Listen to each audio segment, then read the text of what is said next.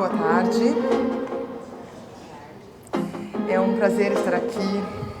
Reforço o agradecimento do Sebrae, do Marcos e da própria Herbarium de estar promovendo um evento tão rico de valores de vida, que não só trabalham algumas rotinas do nosso cotidiano, mas que trabalham principalmente alguns sensos em relação às possibilidades que nós temos.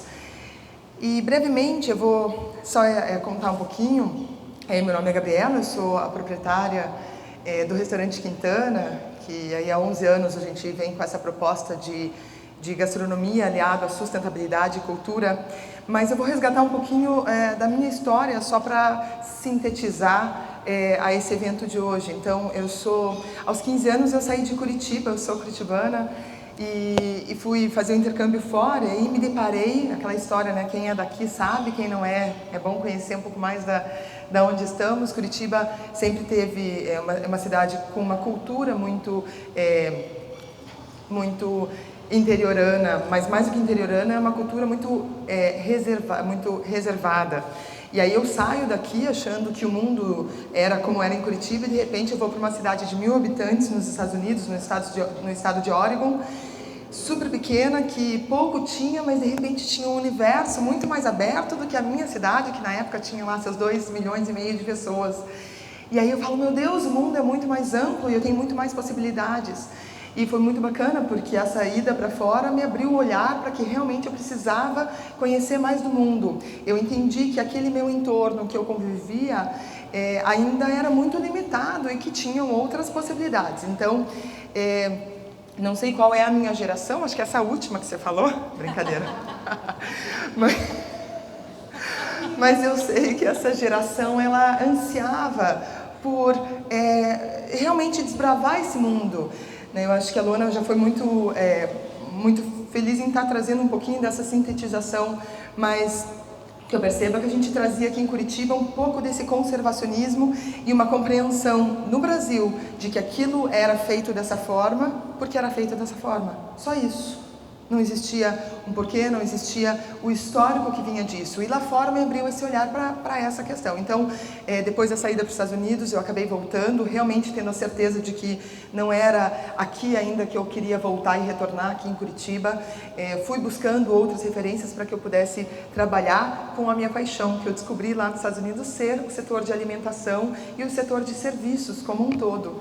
E nessa ainda na época, não tinha ainda, o primeiro curso profissionalizante mesmo que tinha de bacharelado era no Rio Grande do Sul, e aí veio a oportunidade, se fosse para eu ir para o Rio Grande do Sul, então que eu fosse para fora. Quando eu recebi esse apoio, eu fui buscar essa referência fora, acabei indo estudar hotelaria na Suíça e depois passei ao todo 9 anos entre a Suíça, alguns outros países da Europa, que me permitiram um olhar muito especial ao realização. Então, para mim, ficou muito claro de que a diferença entre a Suíça, que tem a referência do melhor chocolate do mundo, mas não produz uma gota de cacau, não produz um grão em um pé de cacau, o cacau vem da gente, mas que pela realização, pela disciplina, pelo acreditar e pelo realizar, eles fazem com que a referência seja que o melhor chocolate venha de lá. Claro que o leite é muito bom e isso ajuda muito, mas me mostrou alguns valores muito especiais que eu não tinha como referência no Brasil. E aí eu também me apaixonei pela Ásia, pela diferença das culturas das pessoas, principalmente os chineses. A minha escola tinha quase 600 alunos. Dos 600, 50% eram asiáticos como um todo. E desses 300 asiáticos, pelo menos 70% eram chineses. E os chineses eram os únicos que ficavam muito mais isolados, diferente dos coreanos, dos indonesianos, dos japoneses, dos malasianos, de toda uma outra galera que convivia com todos os europeus também, com todos os americanos, do norte, enfim, de todas as Américas e dos outros países. Os chineses eram isolados e aquilo me fascinou de um jeito que eu falei, eu quero ir para a China. Bati o pé, consegui ir para a China, porque na época eu ainda Estava no segundo ano da faculdade, então eu, em teoria, não poderia ir, mas eu consegui. Quando eu chego lá, eu me deparo com uma realidade muito diferente, realmente um choque cultural muito diferente. Então, passado um mês, eu fazendo todos os esforços para poder realizar o meu trabalho lá nesse hotel, eu era a assistente direta do meu gerente geral, era um cargo, né, supostamente muito bacana, e aí nada realizava. Primeiro porque eu chegava para as pessoas, ou as crianças choravam, ou os adultos saíam de lado, porque eu cheguei para uma cidade pequena na China, de 7 milhões de habitantes, que talvez 100 pessoas já tinham visto um Huaizi, que é nariz grande, ou Binguo, que é o fantasma branco, como eles chamam. Então eu era realmente um ET para a maior parte das pessoas, e eu tentava falar alguma coisa em inglês e ninguém entendia inglês. Chegou um mês passado ali só comendo aveia quaker no quarto, fazendo cenas na hora que eu estava, sempre tinha que estar com o pessoal e vendo uma diferença cultural muito grande. Eu chego para o meu diretor e digo, caro Nixon, eu infelizmente não vou conseguir fazer a grande transformação que eu vim para fazer aqui, então eu peço para me retirar. Eu já consegui um trabalho nessa outra cidade, onde tem a primeira Kodak sendo instalada no país, e eu vou trabalhar com as 40 famílias americanas que estão vindo para cá, eu vou poder ser útil. Ele falou, não. Você veio para cá? É aqui que você vai ficar? E aí eu falei, uau, o que eu vou fazer aqui? E aí eu percebi que meu grande aprendizado começava. Então, óbvio, primeiro comecei da base, eu entendi que não adiantava eu querer fazendo nada grandioso, querer mudar nenhuma cultura do hotel, tampouco alguma cultura de forma de viver dele, se eu pouco conhecia da cultura de onde eu estava. E foi uma experiência incrível, que eu me arrepio agora de novo. Depois dos outros 8 meses, foi uma jornada curta, quase só 9 meses, mas que me permitiram realmente ter uma experiência profunda, e que pós essa estada lá, eu estava absolutamente apaixonada pela China. Eu entendi que eu não fiz nenhuma grande transformação para fora, eu fiz enormes transformações para dentro, e com isso eu fui pouco a pouco ensinando alguma coisinha de inglês. Eu pegava o copo, a gente ia tomar um chá, falava tea, aí eles falavam Huaizi, te, e daí Huaizi, e aí ia brincando, e nessa a gente passou a se comunicar. Mas o mais importante dessa contação de experiência é que eu entendi que as grandes transformações, elas realmente começam de dentro. É muito difícil a gente conhecer, a gente fazer alguma mudança, se ela realmente não vem da raiz.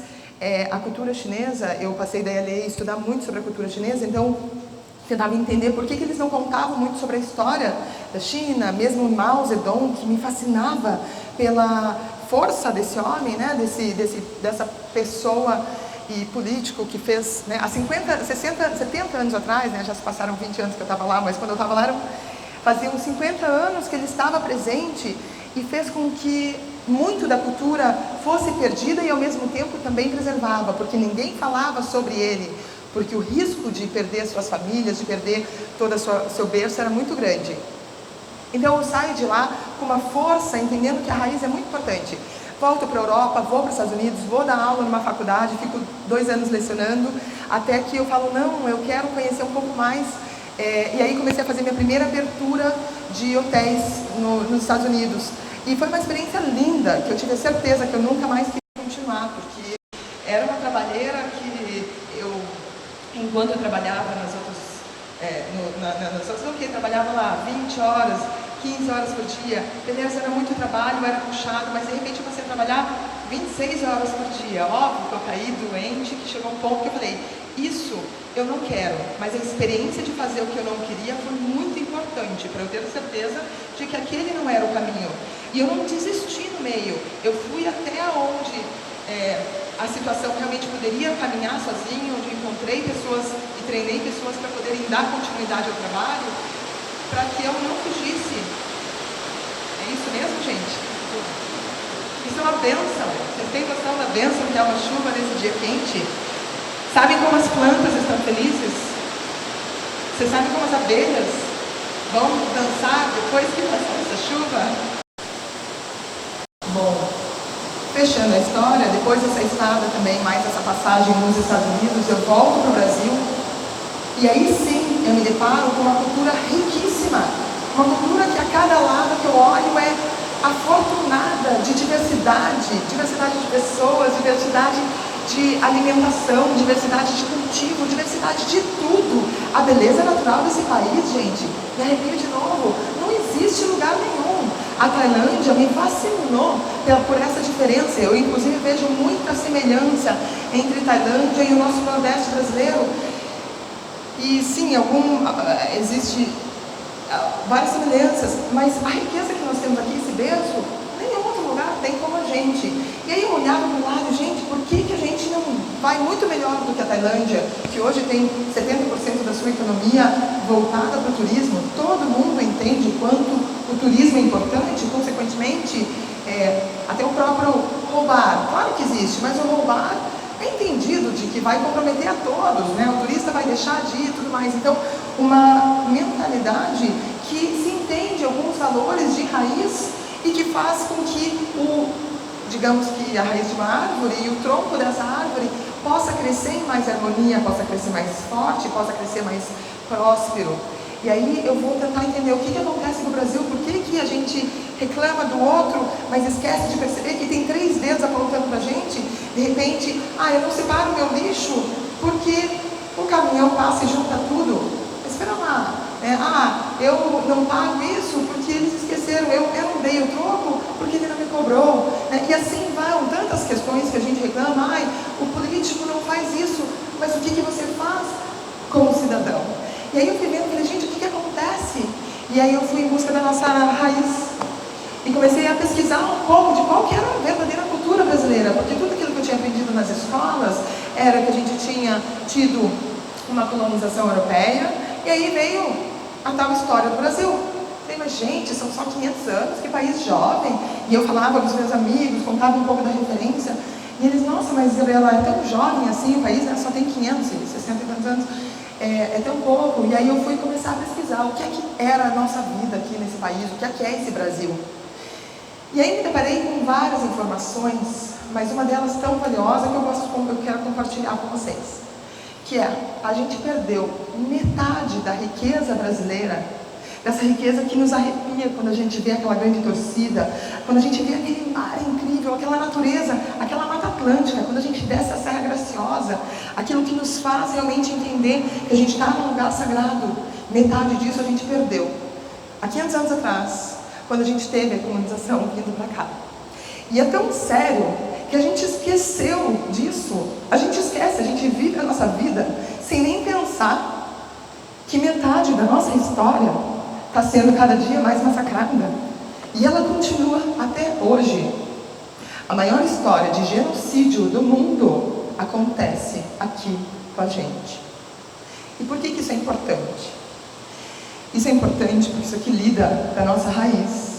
Isso aqui a gente está falando do que é ser brasileiro.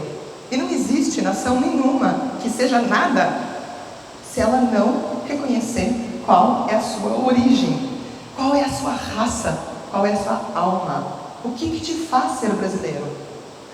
Eu tenho alma indígena, mas eu tenho muita imigração de fora. Meus avós meu avô é lituano, e é uma riqueza incrível a gente poder ter toda essa diversidade de fora.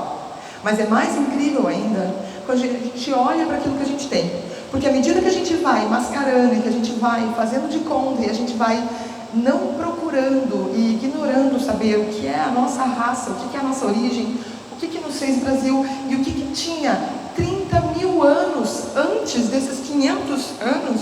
30 mil anos é nosso histórico. A gente tem dados, em teoria, a gente tem os desenhos rupestres que têm históricos de mais de 30 mil anos. A Europa tem 15 mil anos, 12 mil anos de registros de civilização, 15 mil anos que seja. Nós temos vários históricos que mostram que, assim como outras culturas nativas de África, a gente estava aqui com uma organização e uma civilização organizada da sua forma, muito antes da gente ter os europeus. E depois disso, a história do Brasil ser contada apenas por uma perspectiva, a perspectiva europeia, a perspectiva de quem veio de fora, que diz que o índio é preguiçoso, porque o índio tem a cultura dele, que ele diz, eu vou trabalhar, eu vou viver na natureza, eu vou viver com a grande mãe, eu tenho que respeitar a grande mãe, que é a natureza, e eu vou trabalhar para trazer meu alimento hoje, porque eu não vou acumular isso, porque se eu acumular, depois eu morro, e isso vai levar isso comigo para debaixo da terra. O índio entende, eu não vou deixar para os meus filhos têm que fazer o papel deles, cada um tem que fazer o seu papel. Não existe essa visão de acúmulo, de conquista. E a gente teve uma alma super conquistadora, onde ter era muito mais do que o ser. E aqui uma alma onde ser era muito mais do que o ter. Inclusive, quando os portugueses chegaram aqui, os índios estão abertos, sem nada nas mãos, e nus, logo foram identificados como seres mais próximos dos animais do que dos próprios humanos, porque nada eles tinham. E toda a raiz que a gente tinha de cultura foi deixada de lado. Então, no decorrer desses anos, depois de volta aqui no Brasil, eu fui pesquisando um pouquinho para entender o que é que rolava com essa tal dessa cultura indígena, que está praticamente extinta. É difícil encontrar. É difícil por diversos motivos. Porque faz parte da cultura indígena, assim como de várias culturas tradicionais, como a cultura hindu, né? A cultura hindu, ela passa conhecimento pelo pará. É boca, ouvido. Não existe registros de escrita, porque entende-se que esse registro de escrita, aquilo pode ser totalmente mal interpretado. Aqui na nossa cultura brasileira, a gente tem como cultura nativa preservar e valorizar a arte de tudo que se tem. Tudo deve ser transformado de volta em natureza. E com essa visão de cultura, de raiz, que eu venho aprendendo e continuo a cada dia, sempre que eu tenho a oportunidade de encontrar com índios. Bom, quem aqui já visitou a aldeia indígena de dentro de Curitiba? Bacana? Que bom que já tem uma pessoa ali, mas somos dois. Já é um começo, a gente tem uma cultura indígena no centro de Curitiba, mas nós temos muito mais do que isso. E não é agora, a gente tem que valorizar só o índio. Mais do que o índio ainda é a cultura, a gente precisa conhecer. E aí eu fiz várias vivências com indígenas e várias vivências para entender a cultura brasileira de raiz. Essa metade que a gente perdeu, que a gente ignorou e que a gente está esquecendo. E eu busco resgatar ela. E essa metade diz: a cultura, ela deve ser reconhecida, honrada e celebrada. Então, com o tempo, a gente vai percebendo que, produzir demais e jogar muito fora é insustentável. Falar demais e ouvir de menos é insustentável. E assim a gente vai entendendo, assim como o Mário Quintana, que é o grande homenageado ali do meu restaurante, que pouco é mais e que a cultura indígena ela trabalha com o sagrado. Então é relevante aquilo que vai influenciar a todos e não só a mim. E com isso eu fecho essa breve, até se vocês quiserem, tem uma pessoa que eu gosto demais, que foi inclusive a pessoa que me ajudou a entender essa situação de Brasil. É um psicanalista de São Paulo, um cara super simples, super acessível e com uma cabeça muito legal e que talvez possa inclusive ajudar alguns de vocês, porque a minha confusão era: o que eu posso fazer por esse país? E hoje eu entendo que eu não vou fazer grandes transformações fora, eu vou fazer grandes transformações dentro. E a cada dia eu vou conseguindo fazer pequenas transformações ao meu redor. E o nome dele é Roberto Gambini. E se você procurar Alma Brasileira Roberto Gambini, você chega, ele já ganhou alguns prêmios, algumas premiações, e chega até num vídeo que ele explana um pouquinho sobre essa realidade brasileira e o que aconteceu com a nossa história. A chuva está sendo sincronizada, gente, isso é bênção. Sério, gente, isso é bênção. Vocês sabem que o agradecimento indígena é como dos japoneses, outra cultura antiga também. A gente dobra as Guarani, né? Porque a gente tinha 1000 grupos, 500 anos atrás, tinham 1000 grupos indígenas, cada um com a sua cultura, cada um com a sua língua, com seus hábitos, com a sua alimentação. E a mais forte para a gente aqui no sul é a Guarani. E a forma deles agradecerem é dobrando os joelhos, mostrando a humildade e o que mais vocês quiserem entender como essa forma de dobrar os joelhos. Mas a humildade é uma que já resume. Então eu fecho essa pequena fala convidando vocês a assistir às oficinas que a gente vai estar hoje, que estão incríveis aqui com a Luana, com a Vânia. O Felipe já falou aqui? Não, com o Felipe, que daí vai falar já na sequência. E eu vou estar fazendo algumas demonstrações de uma forma prática, simples, que você possa fazer a sua compostagem em casa. Então aquela coisa, eu não separo, porque alguém não separa lá na frente, pode mudar por dentro. Não queira que o outro mude, porque a chance de o outro mudar só vai acontecer se você mudar. Se você mudar a sua parte, se você mora em casa, daqui a pouco você vai ver que o lixeiro vai sorrir mais para você, porque ele vai pegar lá resíduos limpos. O reciclável, que deve ser separado, idealmente em sacos coloridos o azul, normalmente coloridos indicados para separação de recicláveis.